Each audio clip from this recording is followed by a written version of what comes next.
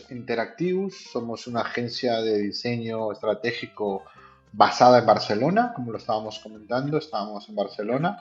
Fue creada por los socios fundadores Carlos, que es ingeniero informático, y Josep, que estudió Bellas Artes. Josep estaba dando clases en la universidad sobre experiencia de usuario, usabilidad, y Carlos, un ingeniero informático apasionado, le gustó tanto, ¿no? este mundo que le propuso su profesor a Josep, oye, ¿por qué no montamos algo juntos? Y montaron la agencia de Interactivos, ¿no? Y ahí llevan un recorrido de 12 años, somos más o menos unas 40 personas, trabajamos en este modelo híbrido, ¿no? Remoto y presencial.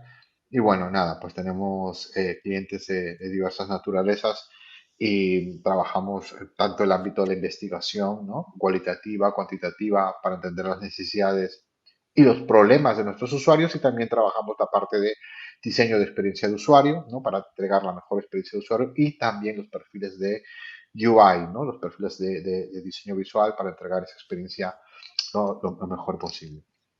Tenemos nuestro canal de YouTube donde estará colgado este vídeo cuando terminemos. Nos podéis seguir en el canal de YouTube. También tenemos un blog que nos podéis seguir. De hecho, ayer salió una newsletter con algunos artículos del blog. Es un sitio donde compartimos lo que pensamos y lo que hacemos, ¿no? De manera abierta. Y finalmente también tenemos pues nuestra cuenta de Instagram que nos podéis seguir, que me imagino seguramente lo estarán poniendo ahora por la parte del chat, ¿no? Eh, bien, dicho esto, hoy tenemos a Raúl Luker, que es Senior Design Researcher Manager en IBM. Bienvenido, Raúl, ¿cómo estás? Hola, pues muy bien. Gracias por invitarme y gracias a todos los que os habéis conectado para escucharme, mis batallitas. Fantástico. Estoy absolutamente convencido, Raúl, que será una charla muy interesante y que aprenderemos de tu experiencia, porque creo que eh, haber estado estás trabajando en una empresa tan grande como IBM, ¿no? Que muchas veces no conocemos, que también tienen esta parte de consultoría de UX, es interesante por la dimensión de compañía que es y los retos que supone para una persona con tu rol, ¿no? De tener que ser un manager gestionando la experiencia de usuario. Y justamente ahora empezaremos con ello. Pero Raúl, para conocerte un poco mejor y nuestra audiencia también pueda situarte, cuéntanos cómo es que llegas a este fascinante mundo de la experiencia de usuario.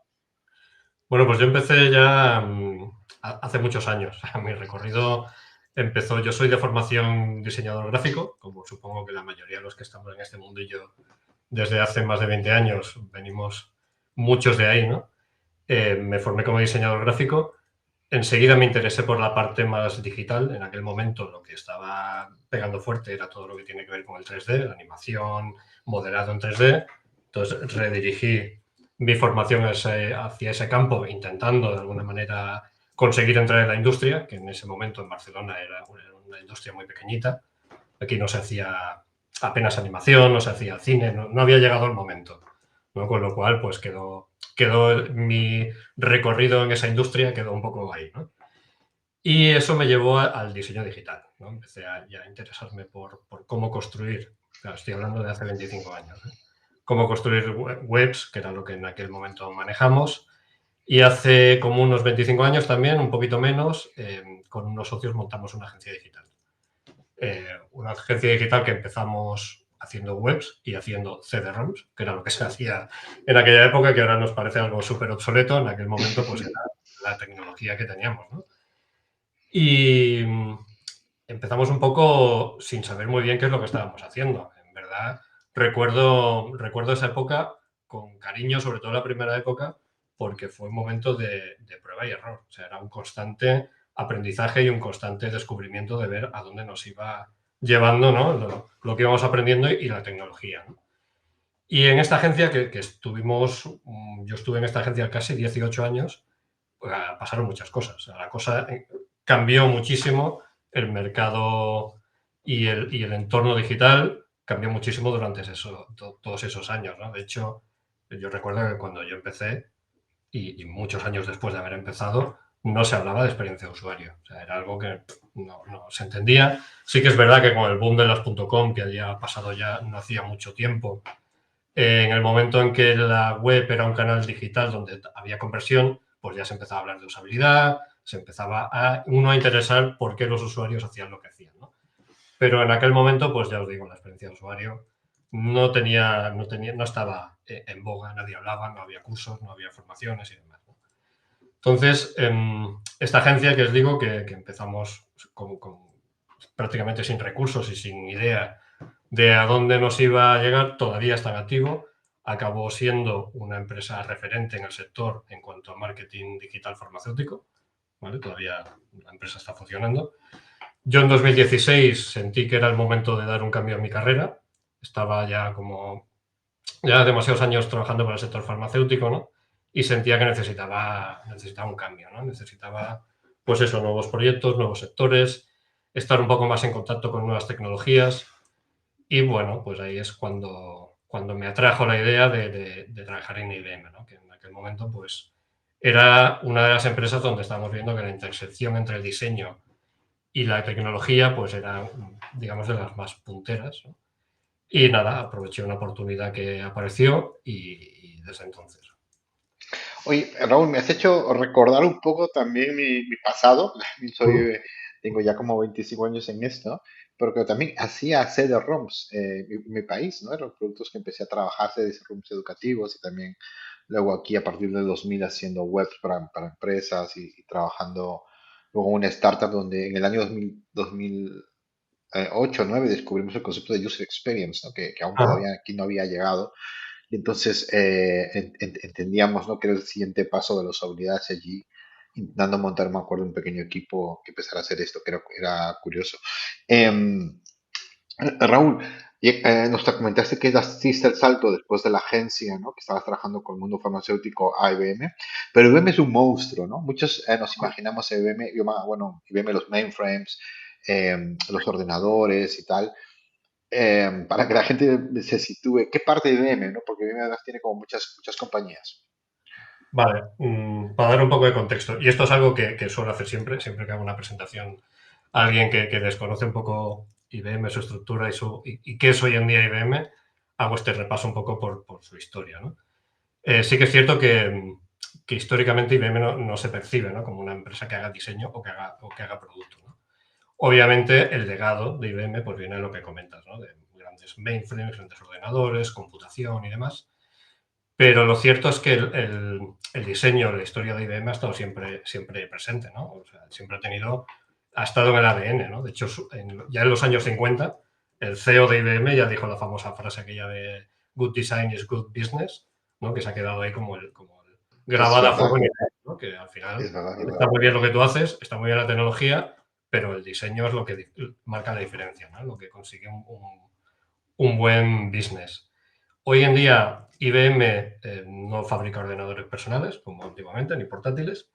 Básicamente, y resumiendo mucho, hay dos divisiones. Una división es Technology, que se encarga de todo lo que son computación pero a gran escala, y aquí hablamos de mainframes, de grandes infraestructuras, de centros de datos, de computación de inteligencia artificial, de computación en la nube, ¿vale?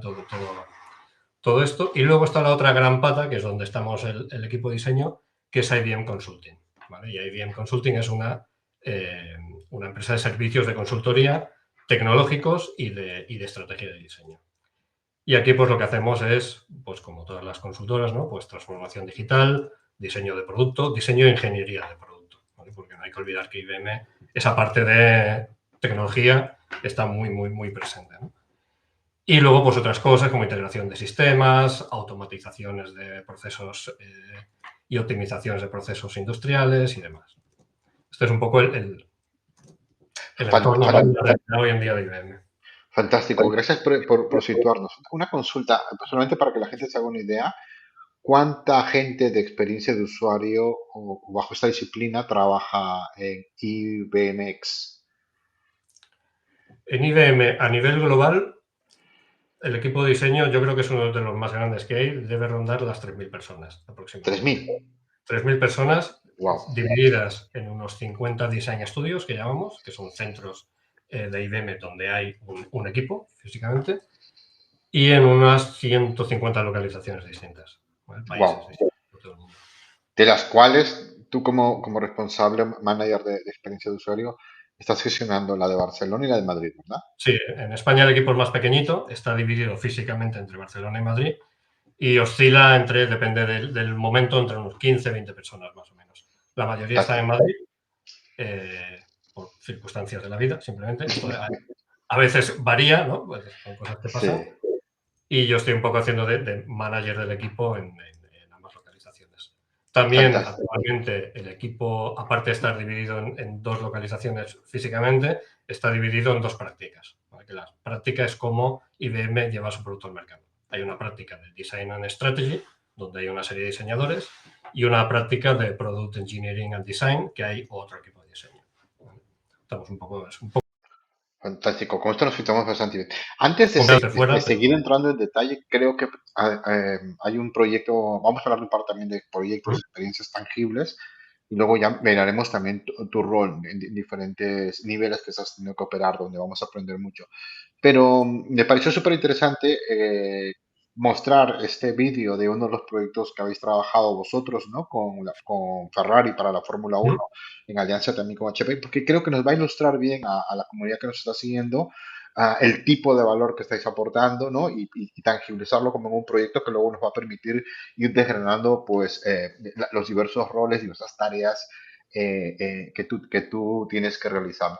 No sé, Martina, si nos puedes poner el vídeo. Dura 1 minuto y medio, pero luego lo comentaremos, ¿eh? Sobre el proyecto, qué han hecho, cómo funciona, cómo usan la tecnología. Nos dices, Martín, cuando esté. This is not just a car. It's a 230-mile-an-hour fuel-injected data processing machine, sensing heat, pressure, friction, fuel, producing more than 1 million data points every second. These are not just drivers. These are virtuosos, conducting a symphony of speed, precision, and control, harnessing the power of 1,000 horses, capable of taming chaos with vision, endurance, and split-second decision-making. These are not just fans. These are Tifosi, a fire-breathing cultural phenomenon, a sea of red, a family bound by passion, with sky-high expectations and a fierce devotion that transcends generations and geography. This is not just an app. It's an AI-powered platform, a window into the unique world of Scuderia Ferrari HP, a digital engine of growth and engagement, translating data into insight and fueling a fan base of millions around the world. The new Scuderia Ferrari HP digital experience, with AI-generated content and insights built with IBM Watson X.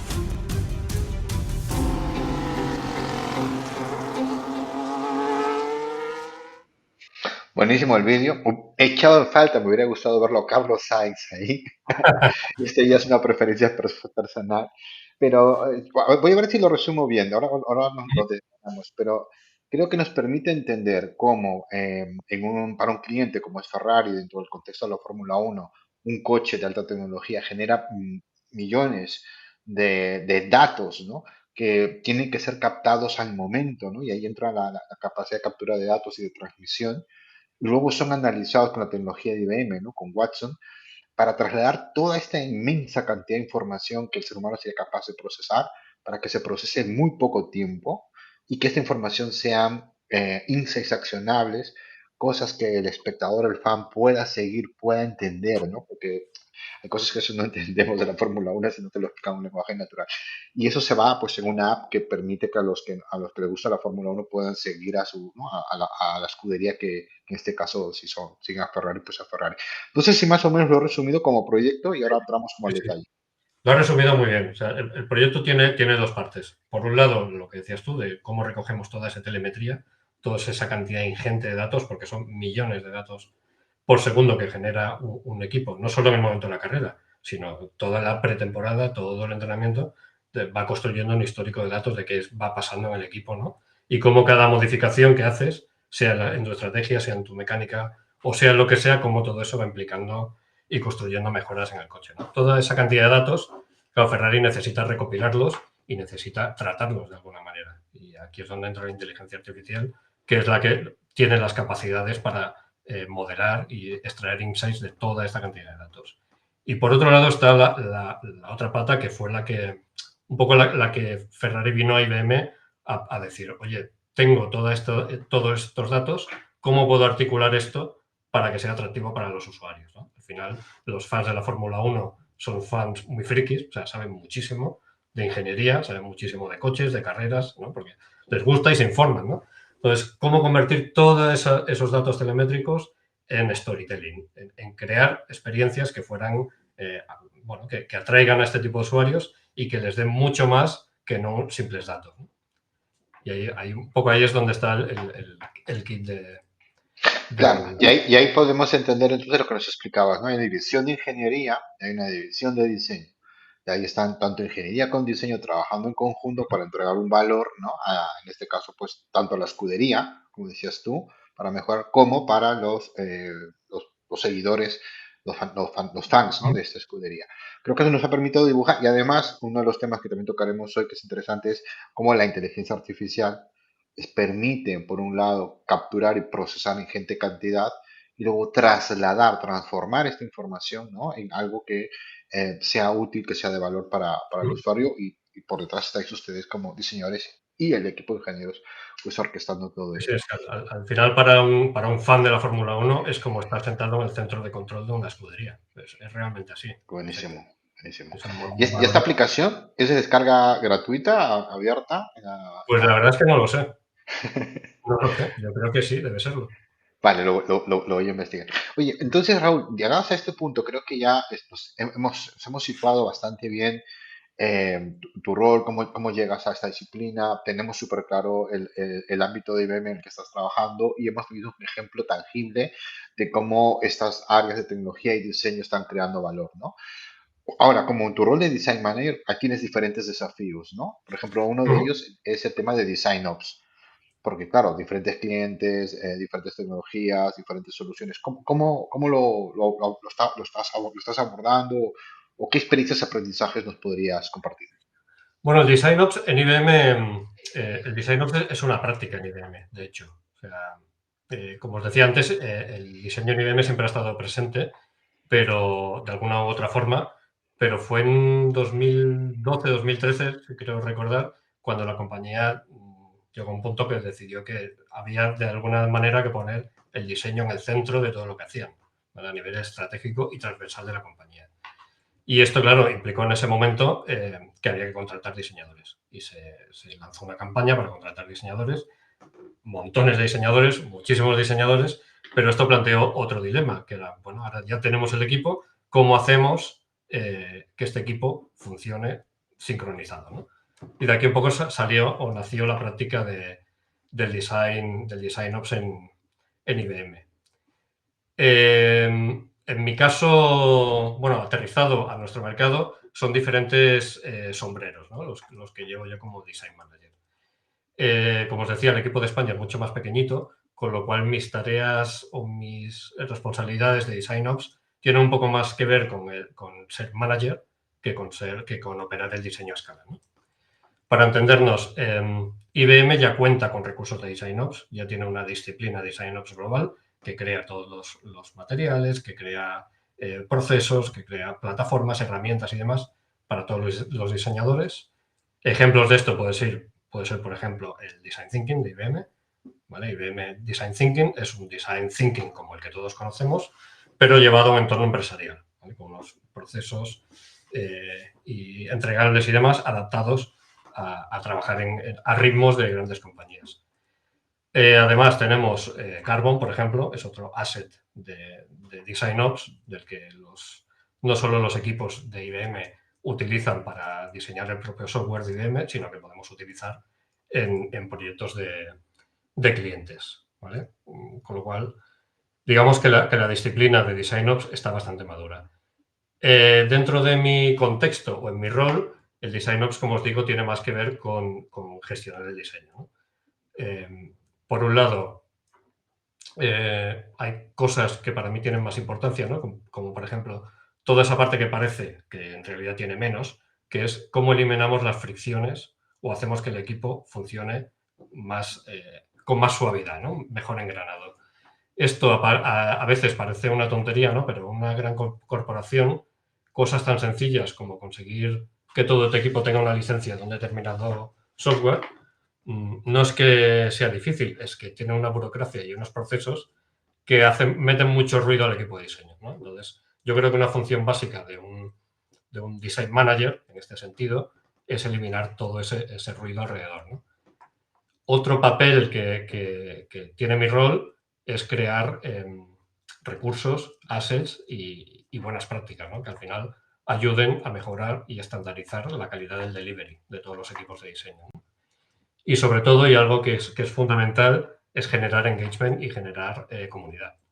Pasa una cosa muy curiosa en consultoría, que es que normalmente los diseñadores viven la cultura de su cliente y de su proyecto. Es decir, tú estás asignado a un proyecto en un cliente y tú vives, ¿no? Un poco bajo la cultura de ese equipo, que no tiene por qué ser IBM, puede ser IBM con otro proveedor, con cliente, las dinámicas de ese equipo, las ceremonias de ese equipo, la cultura, incluso los horarios, ¿no?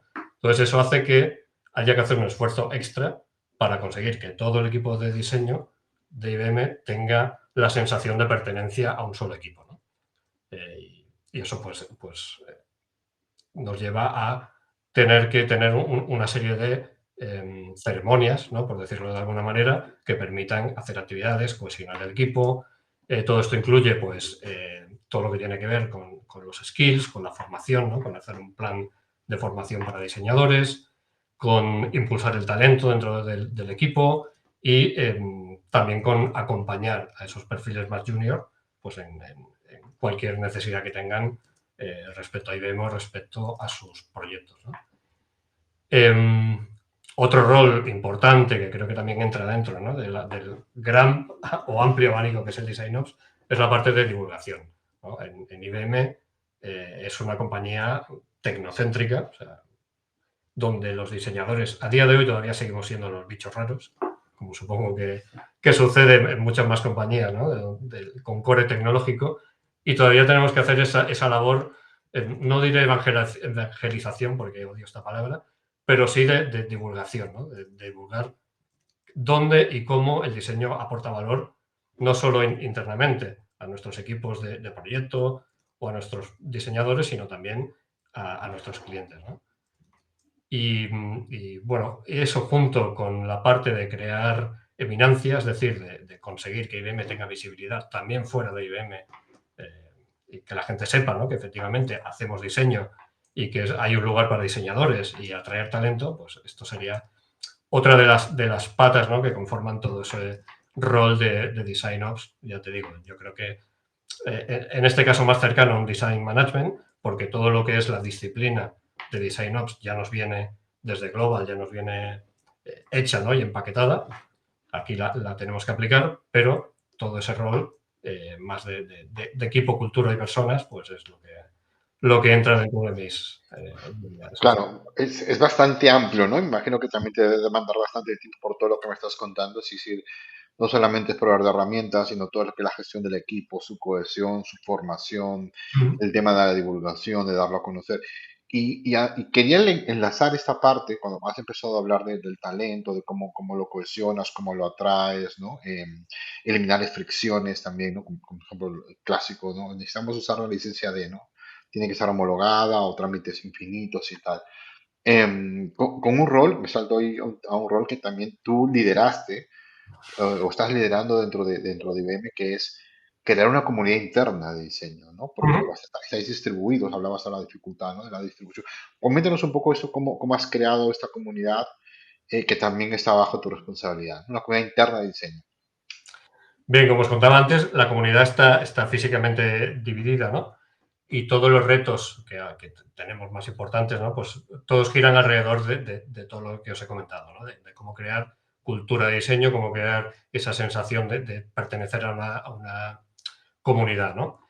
Y ahí sí que tenemos varios retos. El primero es que es difícil. Es difícil generar engagement y sentimiento de comunidad cuando el equipo está tan dividido. Porque eso, los diseñadores pues trabajan inmersos en su cultura, Pero yo creo que esta comunidad, en nuestro caso, la comunidad de diseño, no es que la creara yo. O sea, de alguna forma surgió de una forma muy natural, ¿no? En base a esa necesidad de tener nuestros espacios donde compartir todo ese conocimiento, ¿no? Y todas nuestras experiencias en proyectos, ¿no? En ese sentido, es algo muy orgánico. No es algo que oficialmente está establecido como comunidades, pero sí que es verdad que dentro de IBM Consulting hay comunidad de diseño, hay comunidad de arquitectos, hay comunidad de PMs, hay comunidad de consultores, ¿no?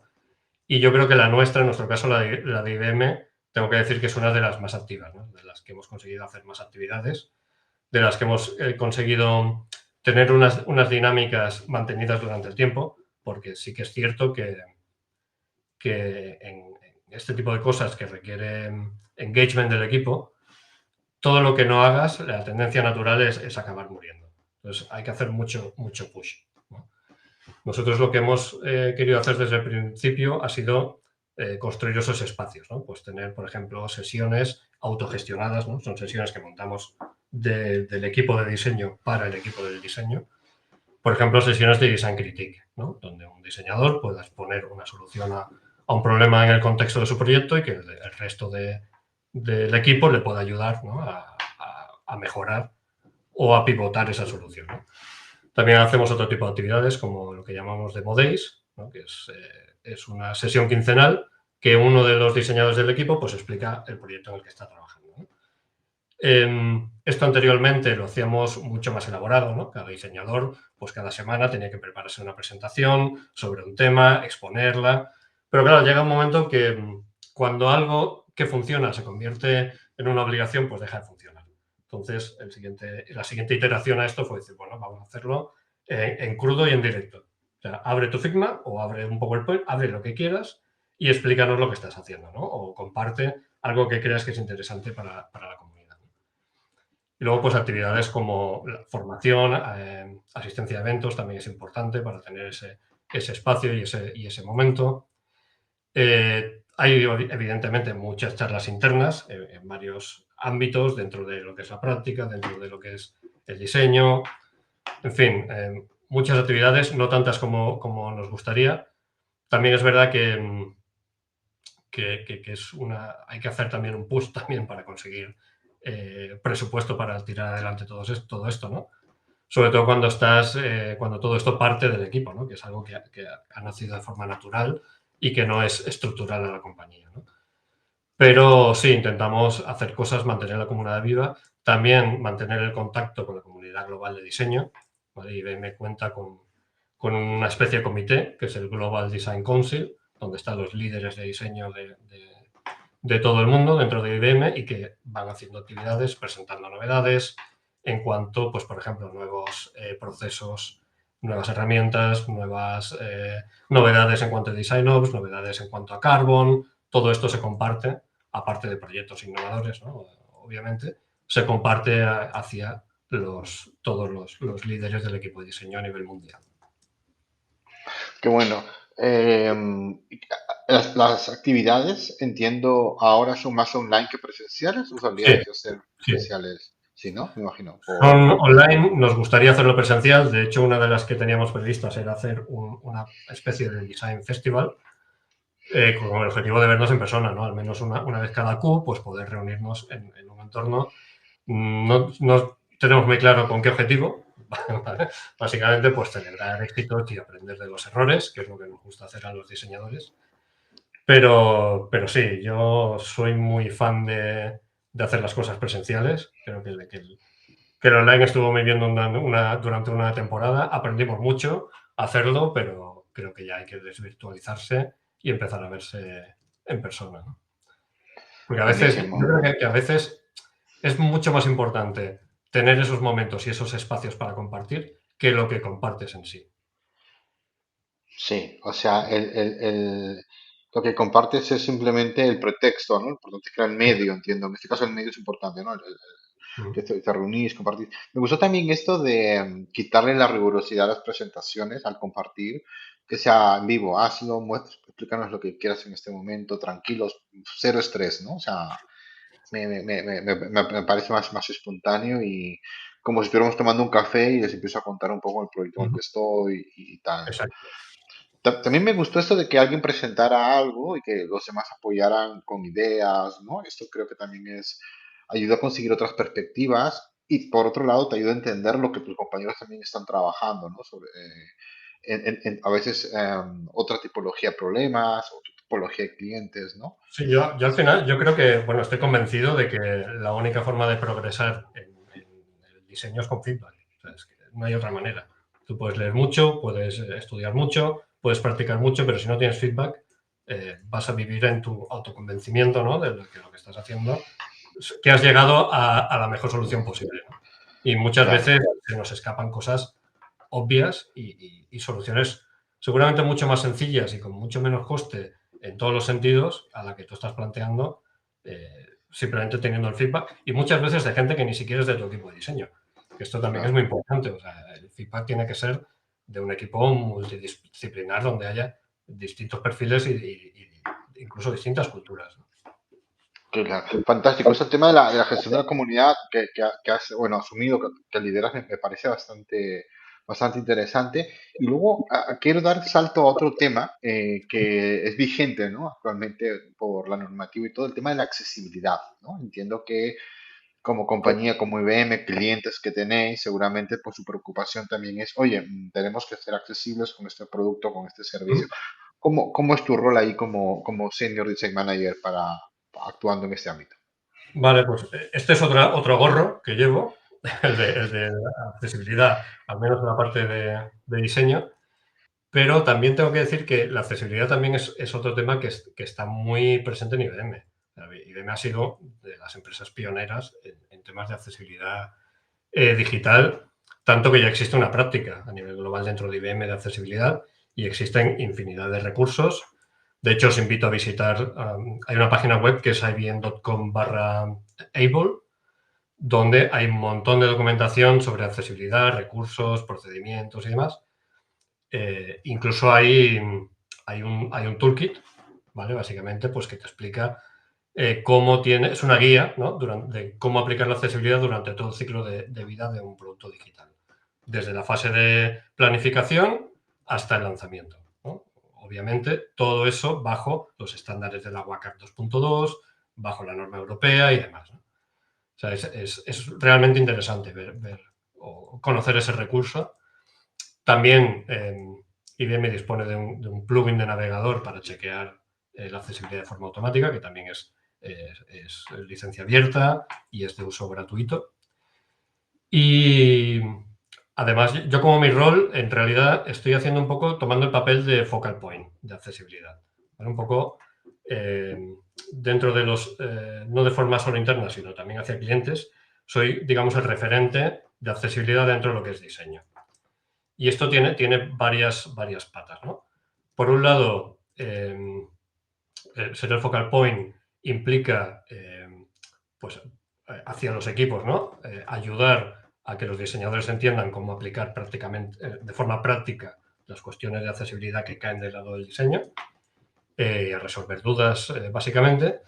También en el offering, ¿no? Cuando un cliente nos pide una propuesta o nos pide que dimensionemos, ¿no? O que hagamos la estrategia para cualquier proyecto, pues hay una parte también ahí donde la accesibilidad está presente, ¿no? Y tenemos que tenerla en cuenta porque al final va a tener un impacto no solo presupuestario, sino también en tiempos de entrega, en perfiles que vas a necesitar para sacar adelante ese proyecto y demás, ¿no? Y otras acciones que caen de mi lado es, por ejemplo, estamos trabajando en un offering para ir a nuestros clientes para explicarles cómo tienen que aplicar la normativa europea de accesibilidad, que todos sabemos que ya está desde hace unos meses en funcionamiento, pero que todavía parece ser un gran desconocido, ¿no? Y en este sentido, pues mi rol ha sido crear este offering, ir a explicar a nuestros clientes también qué es lo que ofrece IBM respecto a esto, cuál es nuestra estrategia, qué le proponemos de cómo tiene que organizarse y cómo tiene que aplicar todos los requerimientos que la normativa dice para que sus activos digitales sean accesibles. Y bueno, luego toda la parte de lo que llamamos Accessibility Ops, que viene a ser como el Design Ops aplicado a accesibilidad, ¿no? Que es todos aquellos recursos que vayamos creando, ¿no? Por ejemplo, assets de Figma para documentar la accesibilidad de los archivos, ¿no? Pues todo eso, cómo lo escalamos, lo estandarizamos para que todos nuestros diseñadores pues sigan o apliquen las mismas prácticas, ¿no? Checklist de accesibilidad antes de hacer un delivery de diseño, documentación de, no sé, de flujos de navegación con teclado o de HTML semántico o el alt de las imágenes, pues todo eso los diseñadores lo pueden documentar en un Figma para el equipo de desarrollo, ¿no? Y todos esos assets que permiten documentar todo esto, pues hay que también hacerlos llegar a todo el equipo, ¿no? Pero bueno, el tema de la accesibilidad es un gran tema, ¿eh? Da para... Es un gran tema, ¿no? Y sobre todo que hay una ley por detrás. Sí, bueno, yo creo que, a ver, la ley está ahí, eso no podemos decir que no. Yo lo que estoy detectando en mi experiencia es que no es que haya una falta de voluntad por parte de las empresas, sino que hay mucho desconocimiento. O sea, creo que las empresas no saben muy bien por dónde empezar y no saben muy bien cómo liderarlo, ¿no? ¿Quién tiene que liderar esto? Y yo creo que tenemos mucho trabajo por hacer, ¿no? Y que también es mucho trabajo del diseñador, porque al final los diseñadores, aunque no estemos en el end-to-end del producto, tenemos la capacidad de verlo desde arriba, de una forma holística, ¿no? Ver las implicaciones que va a tener ese producto en todas sus dimensiones, ¿no? Entonces, tenemos que ser un poco los que evangelicemos por ese tema y los que pongamos la accesibilidad a nuestros clientes como una ventaja competitiva, más allá de una obligación legal, que también, por supuesto, Claro. lo es. Que he visto que tú lo tangibilizaste en este serving offering y ir a explicar, ¿no? Al cliente cómo esto es una ventaja para ellos, que también has comentado un Al poco final tú, tu ¿no? cliente necesita un plan, porque Claro. la documentación está, pero todos sabemos que es compleja de entender, no te acaba de explicar cómo lo tienes que hacer ni con quién, ¿no? Entonces hay que aterrizarlo en un plan que pueda ser activable, ¿no? Por tus clientes. Claro. Oye, quiero enlazar ahora con un tema que también creo que es súper importante y además viviendo desde IBM, que es tecnología, es el tema de la inteligencia artificial, ¿no? Es decir, quiero preguntarte cómo esto impacta en vuestro día a día, cómo lo estáis usando, de qué manera, ¿no? eh, para trabajar, ¿no? Pues, si es un tema más de mejora de procesos bueno, ya lo hemos visto aplicado en un proyecto como la Fórmula 1 y también me gustaría luego comentar el proyecto de Fútbol Club Sevilla, también cómo usáis inteligencia artificial, pero al menos como equipo, cómo estáis trabajando la IA o qué herramientas usáis? Vale, para mí, yo hago la distinción, ¿no? Para mí una cosa es diseñar con IA y otra cosa es diseñar para IA. En el caso del diseño con IA, claro, nosotros estamos en un contexto empresarial, ¿no? Donde la seguridad, la privacidad es lo más importante, ¿no? Salvaguardar la integridad de los datos de nuestros clientes, pues está ahí, ¿no? Esto de alguna manera nos obliga a crear nuestros propios recursos de inteligencia artificial. ¿Vale? No podemos usar pues, ChatGPT o cualquier otra inteligencia artificial, ¿no? Que se distribuya así un poco de forma abierta. En este sentido, IBM ya hace tiempo que está invirtiendo en crear assets que permitan acelerar todo el proceso de desarrollo de un producto de software. Hablo de todo el proceso porque cubre desde las fases de discovery hasta el final ya escalado, puesta en el mercado del producto, ¿no? Evidentemente, toda la fase de desarrollo incluida. Lo que respecta al equipo de diseño, nosotros solemos usar packs de asistentes que IBM ha construido que nos ayudan en las primeras fases de definición del proyecto, ¿no? Y estos nos permiten hacer más que hacer, acelerar, ¿no? varias cosas. Una de ellas es, por ejemplo, todo lo que tiene que ver con el research, pues tenemos asistentes que nos permiten pues, hacer toda la bajada del research, localizar insights y demás. Tenemos asistentes que nos permiten crear user personas, a partir de todos estos insights. Todos estos asistentes, obviamente, se pueden alimentar o se alimentan con datos reales, ¿no? Hay que darles contexto para que sus respuestas sean lo más precisas y ajustadas posibles. Tenemos también asistentes que, basado en este user persona, nos pueden crear un empathy map, por ejemplo, nos pueden levantar pain points y nos lo pueden trasladar a un journey, un escenario, un assist, ¿no? Que llamamos el escenario actual, o incluso proyectarlo a un escenario futuro, ¿no? De cómo podíamos hacer toda esa fase de ideación asistida por inteligencia artificial y llegar a un escenario futuro con la solución, ¿no? de ese proyecto o de ese problema al que te estás enfrentando. Además, hay otras tareas que se pueden automatizar, ¿no? Que nos permiten automatizar estos asistentes. Aparte de todo lo que es accesibilidad y documentación de componentes del sistema de diseño, que esto ya, bueno, hay muchas formas de hacerlo, ¿no? Y aparte es un tema también bastante gordo. Hay otros temas más próximos a desarrollo, como es, bueno, pues ahora todo esto, toda esta solución que hemos ideado, aterrízamelo en historias de usuario, ¿no? O en épicas historias de usuario, ¿no? Bien definidas, con una estructura, ¿no? Que incluyan también temas de accesibilidad dentro de esas historias de usuario, ¿no? Y un poco todo esto, incluso tenemos asistentes también que nos permiten aterrizar una user story en un wireframe, ¿vale? Pues bueno, al final, todas estas herramientas no son exclusivas de IBM, o sea, no hacen cosas que otras herramientas no hagan. Lo que sí es peculiar es que está todo bajo la misma plataforma, que permite comunicar unas con otras y que permite mantener todo ese conocimiento y todos esos artefactos que hemos generado dentro de un entorno controlado. Claro, dentro de un entorno seguro. Simplemente para poner un ejemplo, para que tal vez aquellos que hemos hablado de assets y asistentes, voy a hacer como una metáfora, que serían como GPTs que tenéis vosotros, propios, Sí, creados por propio IBM para salvaguardar los datos del cliente, que os ayudan a ustedes en todos estos procesos que nos has indicado, que los ayuda a ser un poco más rápido, más homogéneos, me imagino, eso es. más estandarizados. Por lo tanto, habéis ganado velocidad en el proceso, entiendo, ¿no? O ganáis velocidad en el Sí, proceso. esa es Y la ustedes intención. siempre pueden modificar lo que genera? ¿Podéis ajustar, tunearlo? Sí, ¿O sí. sí? Tenéis el Human in the Loop, el control, ¿no? Sí, Ok, tienes el control absoluto para ajustar, para darle contexto, para añadirle información. Sí, sí. buenísimo, buenísimo. ¿Y esto desde cuándo lo estáis usando? Pues Estos desde asistentes. finales del año pasado, más o menos, empezó. Es una Más o plataforma menos. que está viva, o sea, que cada día van creando nuevos asistentes. Hay Nuevos muchísimos. asistentes. Yo os estoy hablando un poco de los que afectan a estas primeras fases de Claro, de los que ustedes discovery y utilizáis. diseño, pero hay muchísimos. Para Muchísimo. desarrollo, para arquitectos, para consultores. Digamos que la estrategia de IBM hoy en día está muy dirigida a lo que son assets de inteligencia artificial, tanto asistentes como Vale. agentes. Y todo Tanto para, eso, ¿vale? perdón. Para uso interno y para uso de clientes también. Es lo que te quería preguntar. Tanto para que ustedes los utilicen para sus procesos como para que el cliente también los pueda ya Ujú. utilizar, ¿no? Buenísimo. Me recuerda un poco a la estrategia también de Salesforce, ¿no? Creando su empresa agéntica ahora. Vale, ay, Y ahora me quería, estamos pasando la fase de asistentes, estamos en la de agentes. en las agentes.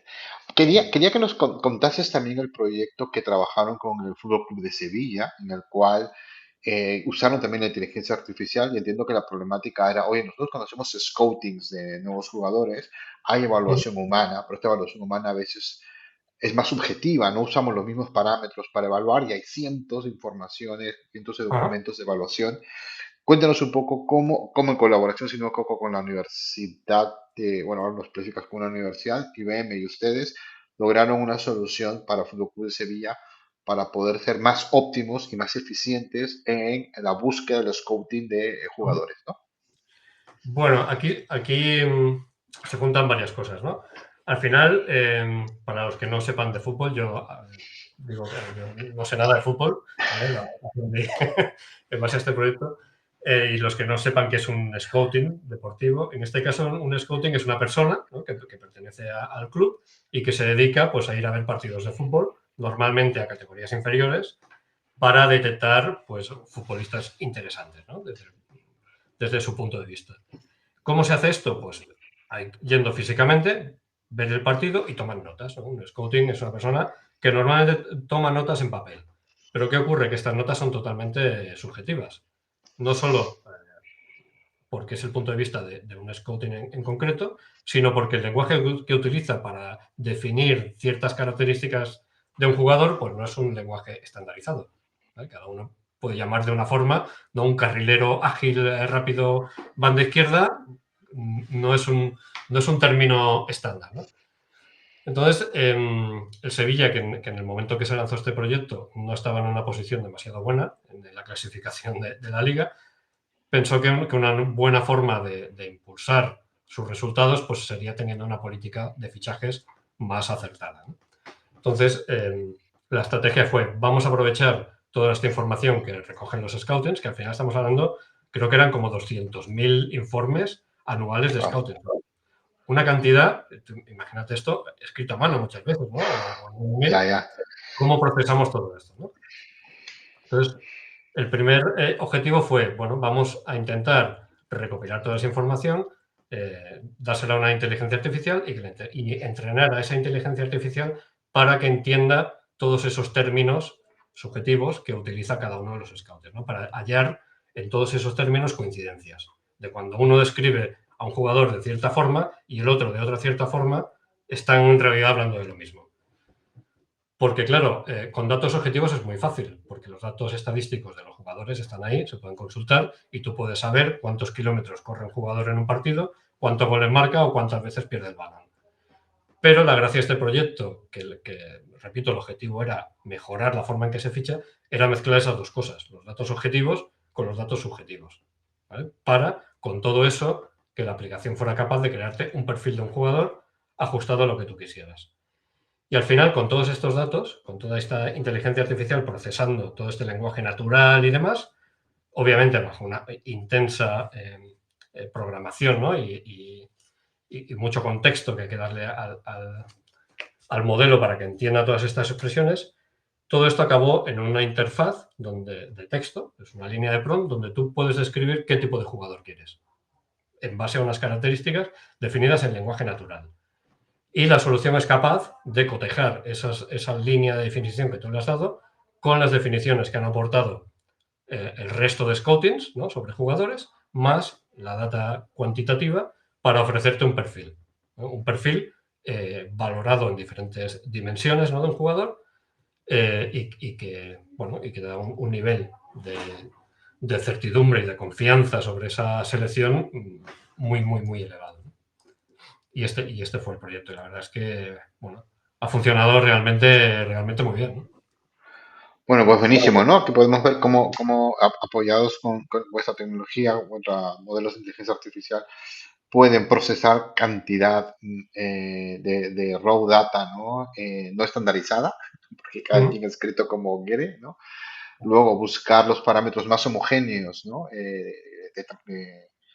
De como para evaluar o para estandarizar la información, ¿no? Y finalmente traducir esa información en base a la petición que hace un usuario, ¿no? Y entonces, pues, te da una búsqueda mucho más eficiente, mucho más rápida, ¿no? Y con criterios, me imagino, más o menos homogéneos para tomar decisiones también, ¿no? Exacto, exacto. O sea, no es solo una búsqueda mucho más ágil, sino es una toma de decisiones mucho más rápida y Mucho más basada rápida, claro. no solo en criterios objetivos, sino en el cruce de criterios objetivos con datos.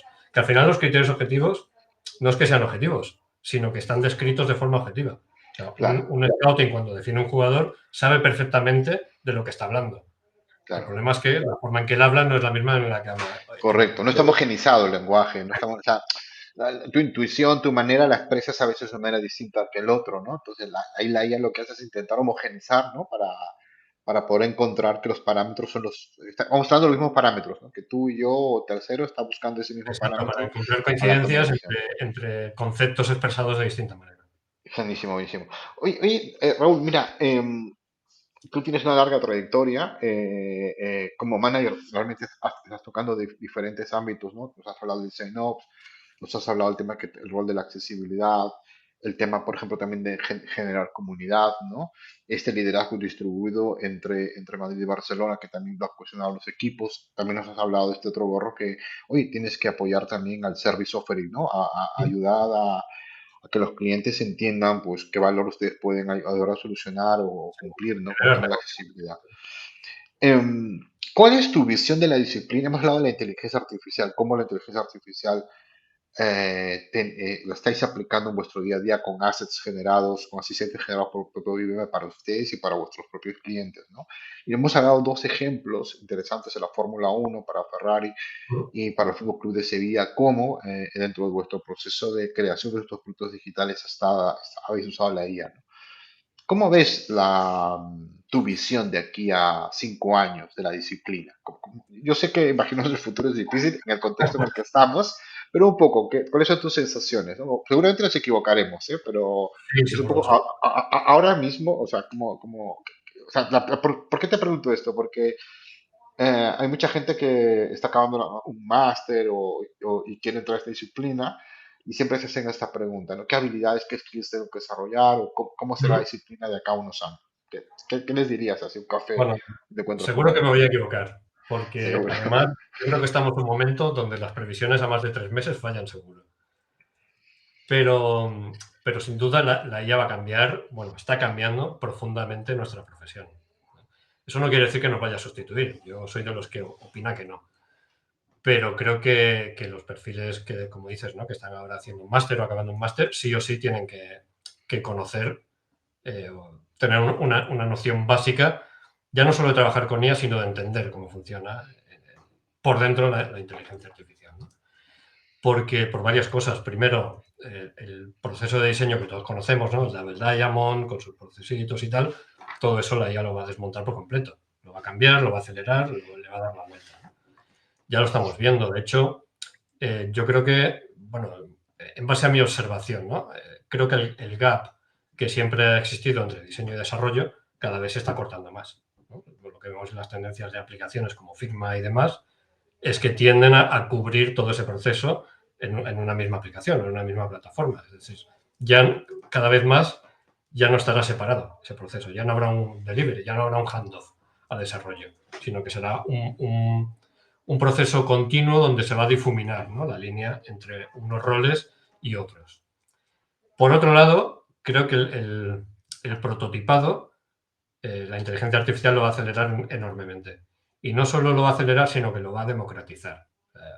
El poder hacer prototipos o prototipar una solución ya no va a ser del ámbito del diseño, o sea, no va a estar dentro de nuestro dominio. Lo va a poder hacer un PM, lo va a poder hacer un programador, ¿no? De alguna forma, eso se va a escapar de nuestras manos y a gran velocidad. Esto tiene un lado malo, que los diseñadores sentiremos que perdemos el control, pero por otro lado creo que tiene un lado muy bueno, que es que va a acelerar el ciclo de prueba-error, o sea, de hipótesis, prueba, error, iteración, ¿no? Todo eso va a ir mucho más rápido, ¿no?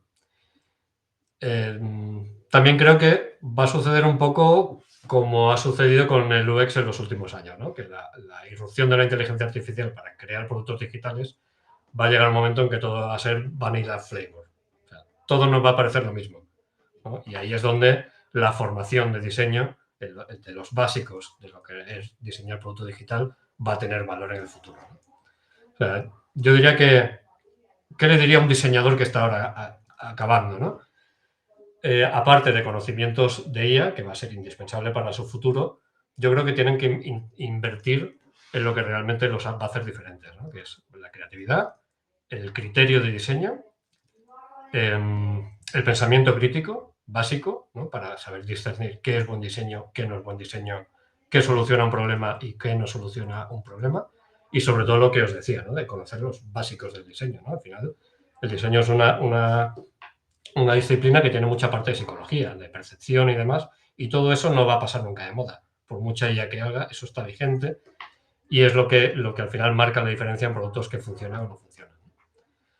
Porque, bueno, vamos a ver muchos nuevos roles y muchos cambios de roles dentro de lo que es el diseño de producto.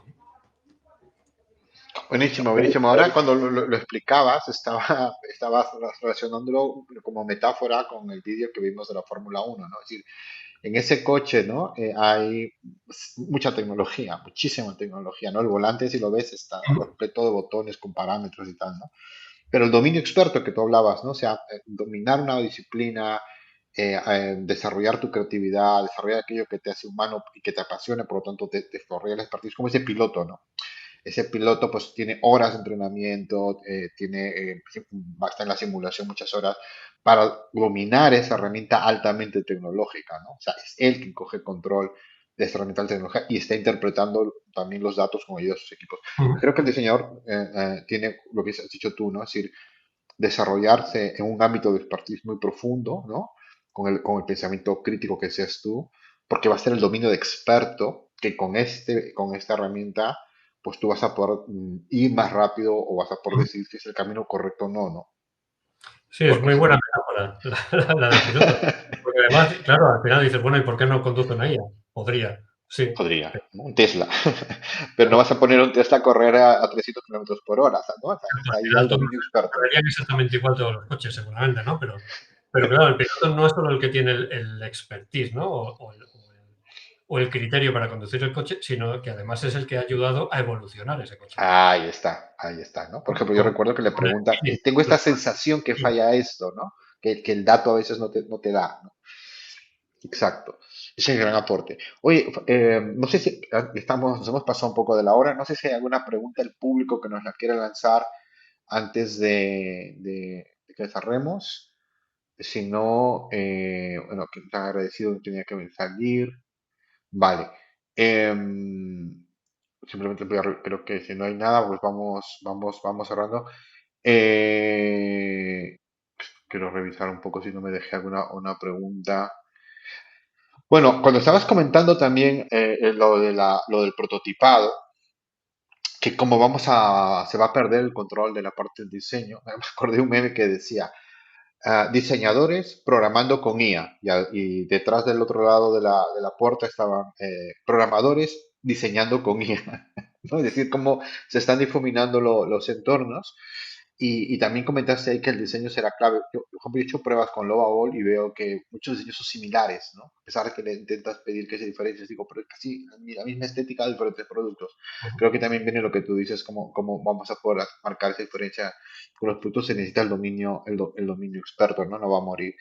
Eh, y por otro lado también, en el acelerar los procesos, o sea, algo que también oí era que antes el tiempo es un recurso escaso y por eso el foco tiene que estar en un producto mínimo viable porque no podemos hacerlo todo, ¿no? Hay que en algo mínimo viable. Ahora, con herramientas de low coding podemos lanzar en un fin de semana 6 o 7 prototipos a la vez. Entonces, ese recurso escaso como que se ha cambiado y ahora podemos lanzar varias pruebas a la vez para aprender, ¿no?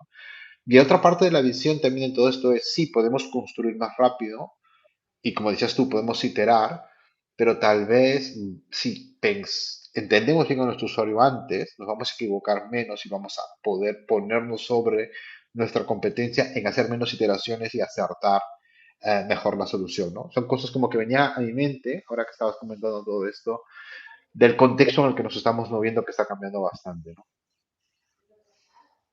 Sí, sí, totalmente de acuerdo. Yo para mí esa parte de research, de entender, mm, ya no solo entender lo que te dice un usuario o lo que hace, sino de llegar un poco más profundo, ¿no? De ver sus motivaciones, ¿sabes? De su contexto y todo eso, está en el dominio humano todavía. Exacto. Esto es inevitable. Podemos, como dices tú, podemos prototipar muy rápido, podemos hacer 10 pruebas rápidas, pero si no tenemos esas bases y si no sabemos a dónde queremos ir con eso, mm, podemos ir muy rápido, pero no mejor. Podemos hacer muchas iteraciones muy rápido, pero estar muy, muy, muy, muy, muy perdidos. Bueno, Raúl, creo que de momento no hay más preguntas, ya verdad que te estamos robando más tiempo del previsto. Te quiero agradecer nuevamente por tu participación, por compartir tu experiencia.